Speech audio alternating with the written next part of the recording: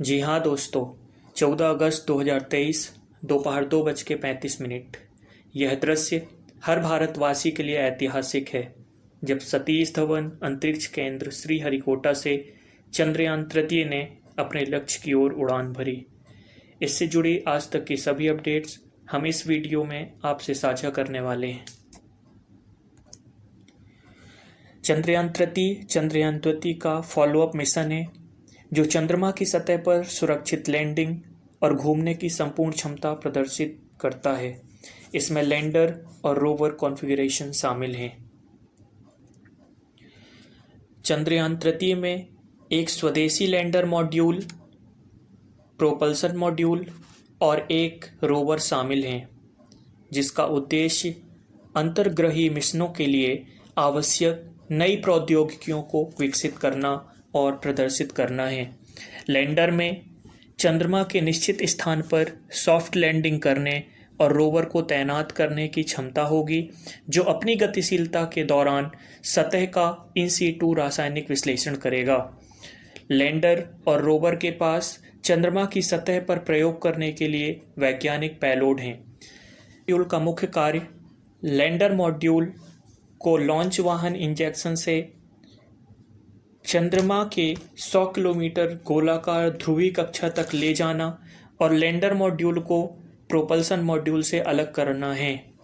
इसके अलावा propulsion module में एक वैज्ञानिक पेलोड भी है जो लैंडर मॉड्यूल के अलग होने के बाद संचालित किया जाएगा।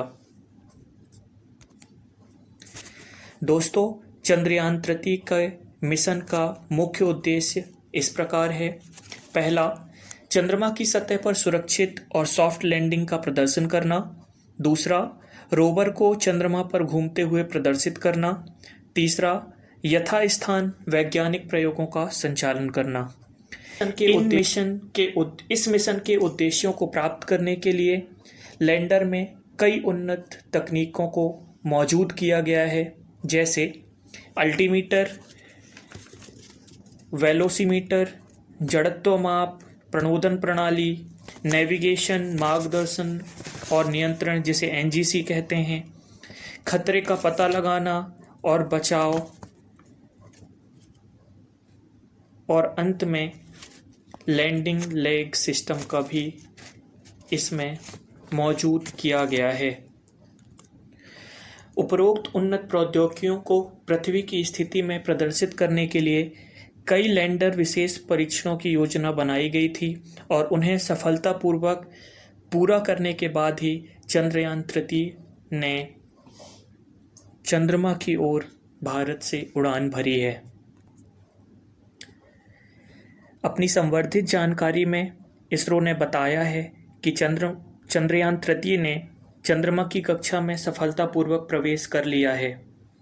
अब तक यह अपने मिशन की लगभग 2/3 दूरी को भी तय कर चुका है। अब कुल शेष दूरी 4313 किलोमीटर है।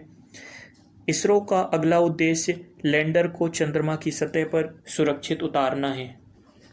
उम्मीद है चंद्रयान तृतीय 23 अगस्त को शाम 5:47 पर चंद्रमा के दक्षिणी ध्रुव पर सॉफ्ट लैंडिंग करेगा, जहां लैंडर 100 किलोमीटर की ऊंचाई से चंद्रमा पर उतरेगा।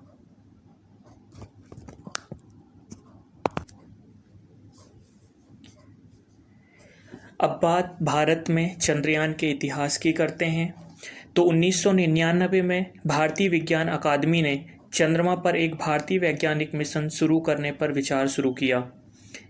इस पहल के बाद 2000 में एस्ट्रोनॉटिकल सोसाइटी ऑफ इंडिया के साथ चर्चा शुरू हुई। सिफारिशों के आधार पर भारतीय अंतरिक्ष अनुसंधान संगठन द्वारा एक राष्ट्रीय चंद्र मिशन टास्क फोर्स का गठन किया गया था। इसके बाद भारत का पहला चंद्र मिशन चंद्रयान प्रथम 22 अक्टूबर 2008 को आंध्र प्रदेश के श्रीहरिकोटा स्थित सतीश धवन अंतरिक्ष केंद्र से लॉन्च किया गया था। चंद्रयान प्रथम मिशन ने चंद्रमा पर लोहे, एल्यूमीनियम और मैग्नीशियम की सटीक माप के साथ साथ टाइटेनियम और कैल्शियम की उपस्थिति का सफलतापूर्वक पता लगाया। जांच के लिए संचार अचानक खो जाने के बाद चंद्रयान मिशन प्रथम 28 अगस्त 2009 को समाप्त हो गया। जांच 312 दिनों तक चली। इस परियोजना की अनुमानित लागत 386 करोड़ रुपए या 60 मिलियन अमेरिकी डॉलर थी।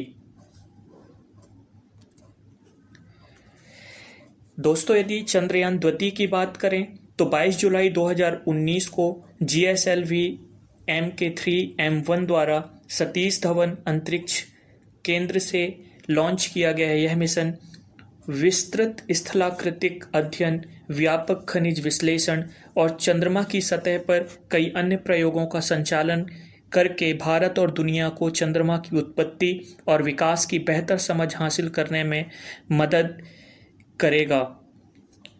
वहां रहते हुए हम चंद्रयान प्रथम द्वारा की गई खोजों का भी पता लगा सकते, जैसे कि चंद्रमा पर पानी की अणुओं की उपस्थिति और अद्वितीय रासायनिक संरचना के साथ नए प्रकार की चट्टानें।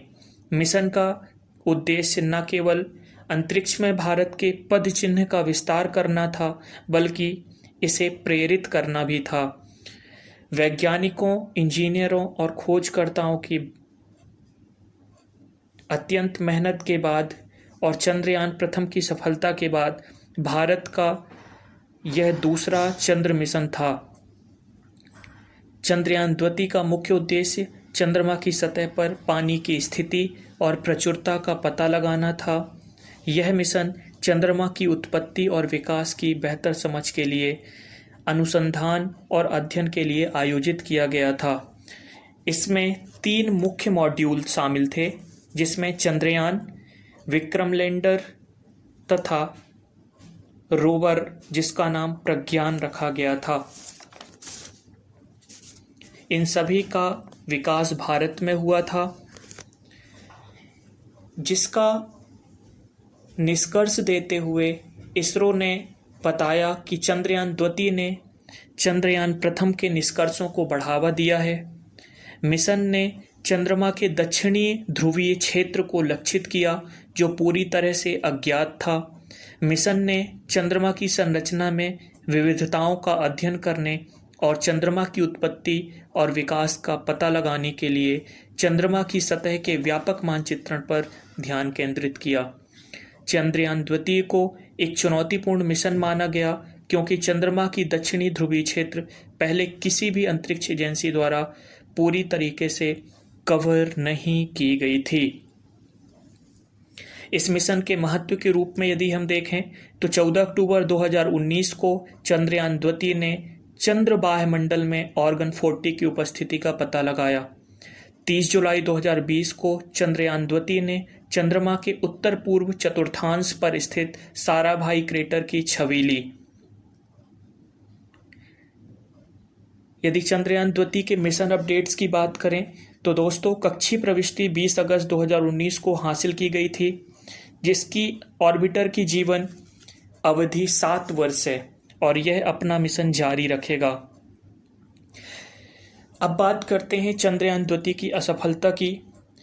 तो दोस्तों, विक्रम लैंडर का मिशन जीवन 14 दिनों का था। चंद्रमा की सतह पर लैंडिंग की योजना 7 सितंबर 2019 को बनाई गई थी, जो कि अंतिम चरण में विफल हो गई। विक्रम लैंडर चंद्रमा की सतह पर दुर्घटनाग्रस्त हो गया, क्योंकि इसका वेग वांछित वेग जो 2 मीटर प्रति सेकंड था उससे कहीं अधिक था, और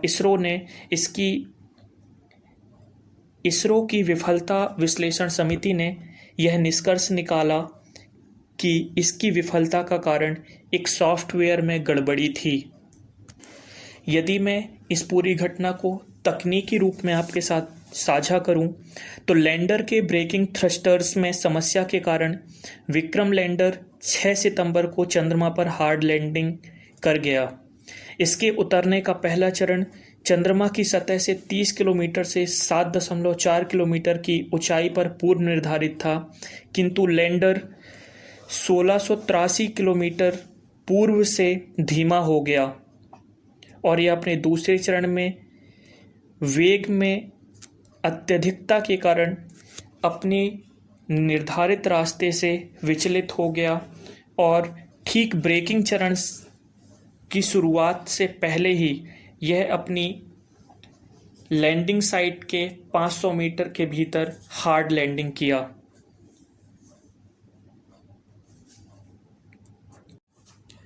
चंद्रमा की कक्षा में प्रवेश करते ही चंद्रयान तृतीय ने इसरो को पहला संदेश भेजा है। चंद्रयान तृतीय ने कहा है कि मैं चंद्रयान तृतीय हूँ, मुझे चंद्रमा का गुरुत्वाकर्षण महसूस हो रहा है। अर्थात चंद्रमा अपने निर्धारित वेग में, निर्धारित गति से अपने लक्ष्य की ओर अग्रसर है। यह इसरो के साथ हम सभी भारतवासियों के लिए एक सुखद सूचना है। इसके साथ ही इसरो ने 7 अगस्त को एक वीडियो क्लिप जारी की है, जिसमें चंद्रयान द्वितीय के लैंडर विक्रम से संबंधित साक्ष्यों को चंद्रयान तृतीय ने कैप्चर किया है। इससे यह साबित होता है कि हमारा चंद्रयान तृतीय अपने निर्धारित लक्ष्य की ओर निर्धारित गति से अनुकूलतम परिस्थितियों में अग्रसर है। हम उम्मीद करते हैं कि भारत को इस लक्ष्य में जरूर सफलता मिलेगी। साथ ही एक विशेष बात यह भी है कि रूस भी 11 अगस्त को अपना चंद्रयान लूना 25 लॉन्च कर रहा है, जिसकी पुष्टि रूसी अंतरिक्ष एजेंसी रोसकॉस्मोस ने की है। यह यान भी चंद्रमा के दक्षिणी ध्रुव में उतरेगा। हो सकता है यह भारत के मिशन चंद्रयान तृतीय से पहले चंद्रमा के दक्षिणी ध्रुव पर सॉफ्ट लैंडिंग करे। चंद्रयान तृतीय से जुड़ी जानकारी यहीं समाप्त होती है। हमें उम्मीद है कि आपको यह वीडियो पसंद आया होगा। धन्यवाद।